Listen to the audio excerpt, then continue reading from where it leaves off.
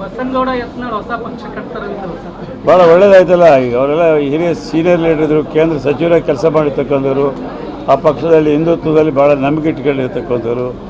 ಅದು ಅವ್ರ ಪಾರ್ಟಿ ಅಂತರಂಗಿಕ ವಿಷಯ ಅದ. ಅದು ಯಾವ ರೀತಿಯಾಗಿ ರಿಯಾಕ್ಟ್ ಆಗ್ತದೆ ನೋಡೋಣ. ಸರ್, ಇವಾಗ ಜಿಲ್ಲೆಯಲ್ಲಿ ಸಾವು ಅಂದರೆ ನಾಯಿ ಕಡಿತದಿಂದ ನಾಯಿ ಕಡಿತ ಅವೆಲ್ಲ ದಾಳಿಗಳು ಭಾಳ ಆಗ್ತದೆ. ನಾಯಿ ಕಡಿದು ನಿನ್ನೆ ಭಾಳ ಕೂಡ ರಾಯಚೂರಲ್ಲಿ ದಾಳಿ ನಡೀತದೆ ಸರ್, ಸಾವು ನೋವು ಆಗ್ತಾ ಇದೆ. ಈಗ ಅದಕ್ಕೆ ಅವರು DHO ಹತ್ರ ಮಾತಾಡಿದ್ವಿ.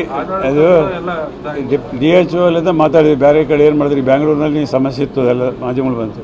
ಯಾವ ರೀತಿಯಾಗಿ ಮಾತಾಡಿದ್ರು ನೋಡಿ. ಈಗ ಕಾರ್ಪೊರೇಷನ್ ಎದುರು ಮಾಡಬೇಕು, ನಗರಸಭೆದವ್ರು ಮಾಡಬೇಕು, ಜಿಲ್ಲಾಧಿಕಾರಿಗಳು ಮಾಹಿತಿ ಐತಿ. ಅದು ಯಾವ ರೀತಿಯಾಗಿ ನೀವು ಹೇಳಿದಂಗೆ ಇಮಿಡಿಯೇಟ್ ತಕ್ಷಣ ಕ್ರಮ ತೆಗೆದುಕೊಳ್ಬೇಕಾದ್ರೆ ಮತ್ತೊಂದು ಸಲ ಕೂಡ ಮಾತಾಡ್ತೀವಿ.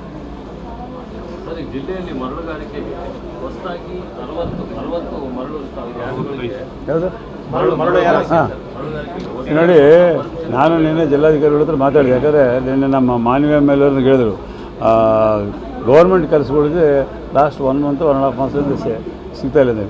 ಏನಾಗಿದೆ ನನಗೂ ಗೊತ್ತಿಲ್ಲ ಅದ್ರ ಬಗ್ಗೆ. ಹಿಂದಕ್ಕೆಲ್ಲ ಹಟ್ಟಿಗೋಲ್ಡ್ ಮೇನ್ಸ್ನವ್ರಿಗೆ ಕೊಟ್ಟಿದ್ದಾರೆ ಈ ಭಾಗ ಎಲ್ಲ.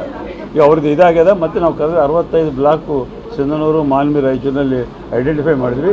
ಎಲ್ಲ ಟೆಂಡರ್ ಪ್ರಾಸೆಸ್ ಆಗ್ಯದ. ಈಗ ಅವ್ರಿಗೆ ಫೈನಲ್ ಮಾಡಿ ನಾವು ಅವ್ರಿಗೆ ಆರ್ಡರ್ ಕೊಡ್ತೀವಿ. ಅದ್ರ ಪ್ರಕಾರ ರಾಯಲ್ಟಿ ಕೊಟ್ಟು ಮೊದಲು ಏನು ಸಿಸ್ಟಮ್ ನಡೀತದೆ ಅಂತೇಳಿ ನಿನ್ನೆ DC ಅವ್ರು ಹೇಳಿದ್ರು. ನನಗೆ ಗೊತ್ತಿಲ್ಲ. ಮಾನ್ವಿ ಮೇಲೆ ನನಗೆ ನಿನ್ನೆ ಅಲ್ಲಿ ಮಧ್ಯಾಹ್ನ ಕೂಡ ಹೇಳಿದ್ರು, ಎಲ್ಲ ವರ್ಕ್ಸ್ ನಿಂತ್ಬಿಟ್ಟಾವ, ಸಿಗ್ತಾ ಇಲ್ಲ. ಆ ವಿಷಯ ಅವ್ರಿಗೆ ರೆಫರೆನ್ಸ್ ಮಾಡಿ ನಾನು ಮಾತಾಡಿದ್ದೀನಿ DC ಅವ್ರಿಗೆ. ಈಗ 65 ಬ್ಲಾಕ್ ಕೂಡ ಐಡೆಂಟಿಫೈ ಆಗ್ಯಾವ. ಅದನ್ನು ಈಗಾಗಲೇ ಪ್ರಾಸೆಸ್ ಮಾಡಿ ನಾವು ಕೊಡ್ತಾಯಿದ್ವಿ.